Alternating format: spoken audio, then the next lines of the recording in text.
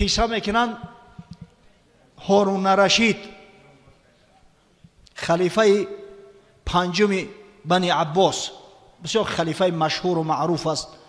زمان اوج ترقیات و انکشاف تمدن اسلامی زمان همین هارون الرشید است. یک روز میگه در باغ شب مهتابی به دست، مهتاب شب 14 همیتم روشنایی داره. در پهلوی زوجش سیده زبیده که دختر عمک شما است و صاحب جمال ترین زن به دست در همون عصر زمان، ششتگی است. نگاه میکنه زن شب مهتابه، میگه یا سیده میگه تو از مهتاب زیباتری. اگه این زن کم کم با ناز و غنج داره که بخدش میگه وای من اک مردک جان نخواه همین مهتاب دا بزیب باشم. این همین جوان به دست حالی این جوانی یک گوشه دیوانگی است. گفت اگر تو از همین مهتاب زیباتر نباشی بر من 3 طلاق. نخواست ای زمانش کنده شد برومد. یک وقت خشش در سرش زد که این چی کاری کردگیم بود. روز دیگر تمام علما را دعوت کردن، فقها را، محدثا را، گفتن یگون تعویل داره ای گپی ما.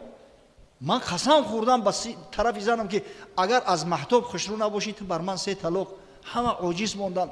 اوقی مهتابه که تمام دنیا را روشن میکنه، چه خیلی یک مخلوق یک انسان میتونه اگر چند زنی صاحب جمال هم باشه از مهتاب زیباتر باشه. همه وقتی که در موندن مسعر ابن کدام گفتن یک عالم میزیست، گفت یا امیر المؤمنین اگر چند امام اعظم ابو حنیفه از دنیا گذشته است اما شاگردای به نهایت قوی داره، خاصتا در علم فقه. ابو یوسف صدا کنه انشالله من گمان میکنم که این عقده را همو حل میکنه. ابو یوسف صدا کردن وقتی حضرت سوالش کرد که آیا طلاق واقع شده است، گفت نشده است. همه حیران شدند چه خیلی نشده است، نخواه زنی از مهتاب خوشرو باشه.